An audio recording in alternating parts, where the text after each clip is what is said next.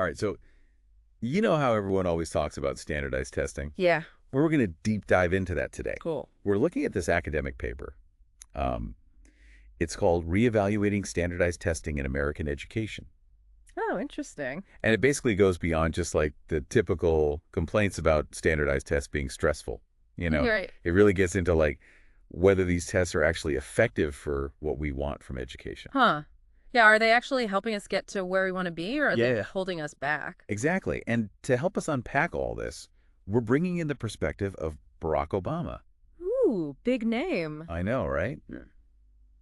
His views are especially interesting because he's seen education from so many different angles, Yeah. as a president, as a parent. Mm-hmm. So like for years, we've had these big exams like the SAT, the ACT. Yeah. They've been acting as these gatekeepers to college and even to certain careers. Like you have to clear this hurdle to prove you're smart enough. Right. And the paper argues that that's where the problems begin. Oh, okay, I see. Because like, Yeah. there's a counter argument, right? Yeah. Like, people with more resources, maybe they deserve an advantage.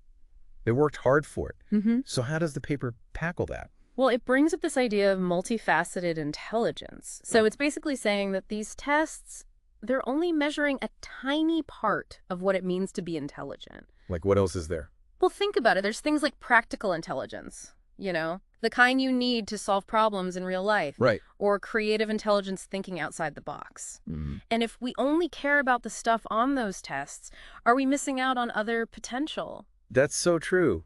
Like when I was in school, we were always taught to follow instructions perfectly, but never really had to come up with our own ideas. Right. I would learn way more from a project where I could show my creativity than another multiple choice exam. Exactly. And the paper goes even further and says these tests might actually be measuring privilege more than actual ability. Okay, how so? Well, if you come from a wealthy family, you're more likely to have access to better schools, test prep courses, all that stuff. Ah, I see. So are we really testing intelligence or just who can afford the best resources? That's a good point. Yeah.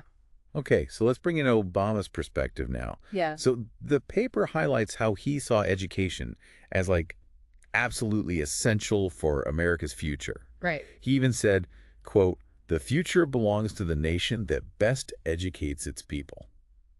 Powerful quote. Yeah, and it really shows, how important he thought this issue was.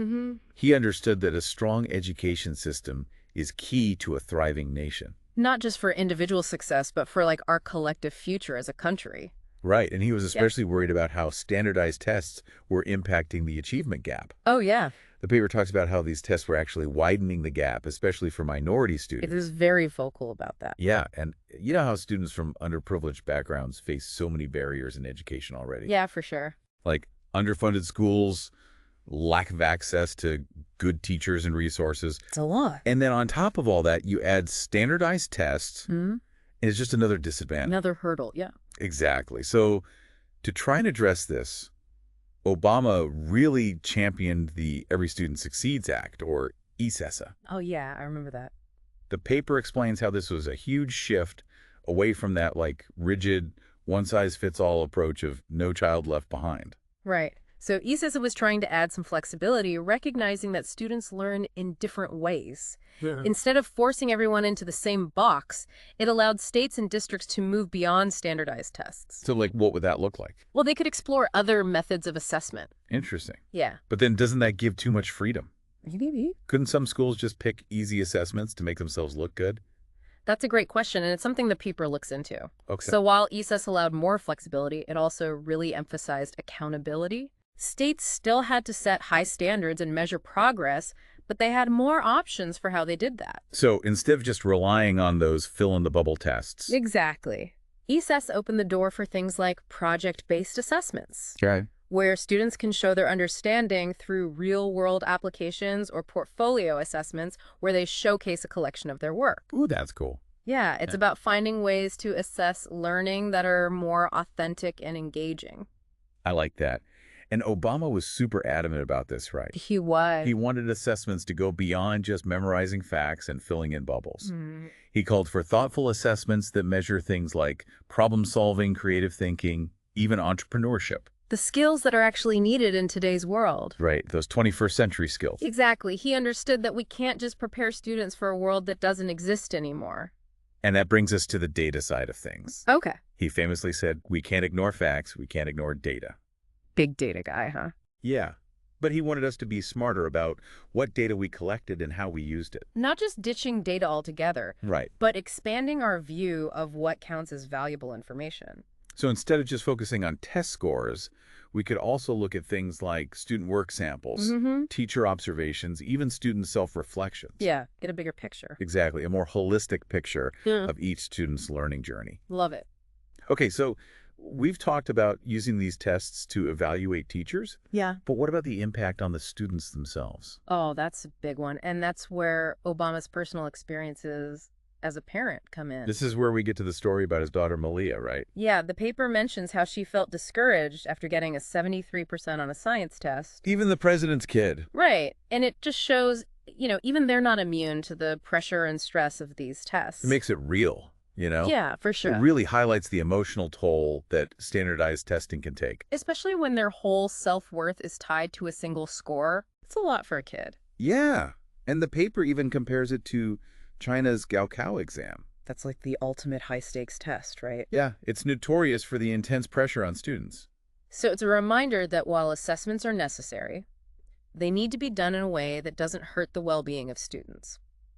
That's really important. Okay, so we've seen the downsides of standardized testing, but the paper makes it clear that Obama wasn't totally against data in education. Still weights and measurement?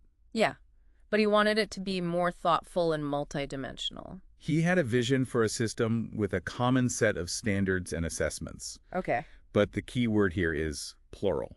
plural. Yeah, he was pushing for a variety of assessment types that could capture a more complete picture of student learning. So what would those alternative assessments look like? And how would they actually work in practice? Ooh, good questions. We'll unpack that right after this quick break. And we're back talking about alternative assessments. All right, so we left off talking about how Obama wanted a more diverse set of assessments. Right. But what would those actually look like in a classroom? Like, give me an example. Okay, so imagine a history class, right? Okay. Instead of just memorizing dates and names for a test, students are tasked with creating a documentary about a historical event. Ooh, that's interesting. Yeah. So they'd have to do research, write a script, maybe even film and edit the video. Exactly. And in that process, they're not just passively absorbing information. Right. They're actively engaging with it, Right. analyzing sources, making connections, Mm-hmm. developing their storytelling skills. That's so much more like how people actually learn in the real world, right? Yeah. It's not just about recalling facts. It's about applying them, being creative, communicating electively. Exactly. And that's a key advantage of these alternative assessments. Okay. They can be designed to measure those higher order thinking skills that standardized tests often miss. Okay, but let's get practical here. Sure. We've all had teachers who were, let's just say, less than inspiring. So how would this kind of assessment work if you have a teacher who's just going through the motions? That's a good point. Yeah. The success of any assessment, whether it's standardized or project-based, depends on the teacher's ability to implement it effectively. Right. But that's where professional development and support come in. So it's not just about changing the tests themselves. It's about changing the whole culture of teaching and learning. Absolutely. We need to equip teachers with the tools and training they need to use these new approaches to assessment. And we need to create a system that values teachers who are going above and beyond. Yes. Create engaging and meaningful learning experiences for their students. That kind of goes back to Obama's point about not just relying on test scores to evaluate teachers. Totally. If we want teachers to move away from teaching to the test, we need to give them the freedom and flexibility to experiment with new approaches. And to assess student learning in a more holistic way. Exactly. And that's where ESSA, with its emphasis on flexibility, comes in. Multiple measures of accountability. Right. It opened the door for innovation in assessment. Like what? Well, it allowed states and districts to move beyond standardized tests and explore alternatives, like we talked about, project-based learning portfolios, performance-based assessments. Okay, so the paper doesn't just focus on the nuts and bolts of assessment. It goes deeper. Yeah, like what? Well, it talks about the deeper implications of how we measure success in education. Interesting. One of the most compelling arguments is that Our over-reliance on standardized tests has narrowed our definition of intelligence. Okay. And by doing so, it's limited our understanding of what students are capable of. We keep coming back to this idea of multifaceted intelligence. Yeah. But can you give me some concrete examples of what those other types of intelligence might look like? Sure. So let's take interpersonal intelligence. Okay. This is the ability to understand and interact effectively with others. It's like social skills. Yeah. It's crucial for success in collaborative work environments. Right, because you could ace every math test. Right. But if you can't communicate or work effectively with your colleagues... You're not going to get very far. Yeah, that's true. And then there's interpersonal intelligence. Okay. Which is the ability to understand yourself, your emotions, your motivations. Self-awareness. Exactly. This is essential for making sound decisions, emotional regulation. Mm-hmm. But it's another aspect of intelligence that standardized tests just don't capture. And to bring it back to our earlier discussion, Yeah. if standardized tests are mainly measuring privilege, then we're not only missing out on these other types of intelligence, Right. but we're also making inequalities worse. Precisely. By only valuing a narrow range of skills, we're creating a system that advantages those with resources and disadvantages those who don't. So moving towards these alternative assessments is about more than just improving education. It's bigger than that. It's about creating a more just and equitable society. That's a great way to put it. And that's something Obama recognized, right? He did. He understood that education isn't just about individual achievement. It's about opportunity. Yeah, creating a society where everyone has the opportunity to reach their full potential. Regardless of their background. Right, and that brings us back to his quote about the importance of data. We can't ignore facts. We can't ignore data. But he wasn't just talking about test scores, was he? No, he was talking about a much broader range of information. Like what? Well, he wanted us to look beyond the numbers on a test and consider things like student engagement, Okay. creativity, critical thinking skills, even their social and emotional well-being. That's a much richer view of what it means to be successful. In school and in life, yeah.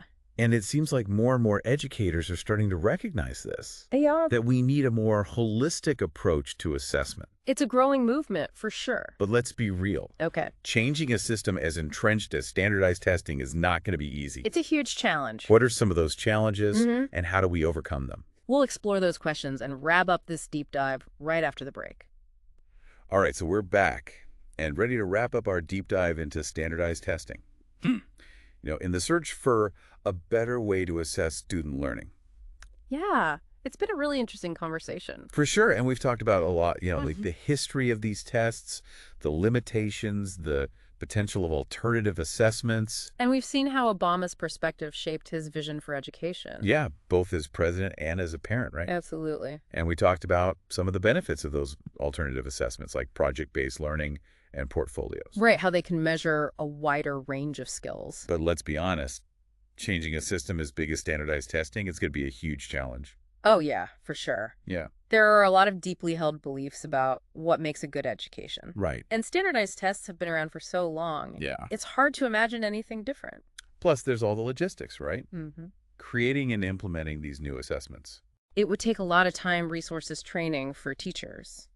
And then how do we even ensure fairness and consistency across different schools and districts? It's tough, but the paper does acknowledge these challenges. Okay. It doesn't have all the answers, but it does point to some promising examples of schools that are already trying alternative assessments. Really? Like what? So there's this high school in California. Okay. They replaced traditional letter grades with a more narrative-based system. So instead of getting an A, B, or C? Students get detailed feedback on their strength areas for growth and personalized recommendations for improvement. So the emphasis is on feedback and growth instead of just the grade. Exactly. And the school found that this led to a more positive learning environment. That's great. Increased student motivation, and they actually understood the material better. That's awesome. Yeah. But what about college admissions? Yeah. Don't they still rely heavily on standardized test scores? Well, that's where the movement to rethink college admissions comes in. More and more colleges are recognizing the limitations of those tests. So they're looking at other factors. Yeah, things like grades, essays, extracurriculars, recommendations. So it's not just about changing K through 12. It's about changing the whole system all the way up to higher ed.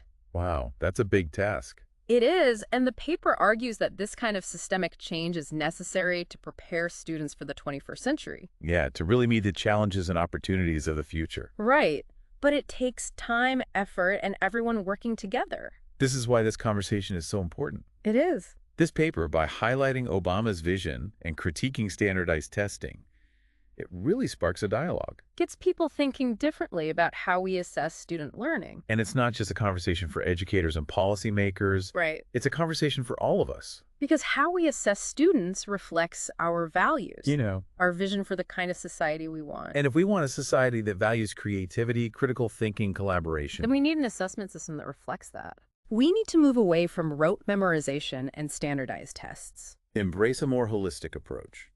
One that recognizes the diverse talents and abilities of all learners. So as we wrap up this deep dive, we want to leave you with a question. Right. If standardized tests were gone, what kind of assessments would best showcase your unique talents and abilities? Think about what you're passionate about, what you excel at. What skills do you want to develop? What kind of learning would help you reach your full potential? We encourage you to keep exploring those questions. Be part of the conversation about the future of education. Because the way we assess students, it's not just a technical issue. It's about what we value and what we believe is possible. And if we're willing to reimagine the possibilities, we can create an education system that helps everyone thrive. Thanks for joining us on this deep dive into standardized testing. We hope you found it insightful and thought-provoking. Keep learning, keep questioning, and keep pushing for an education that works for everyone. See you next time.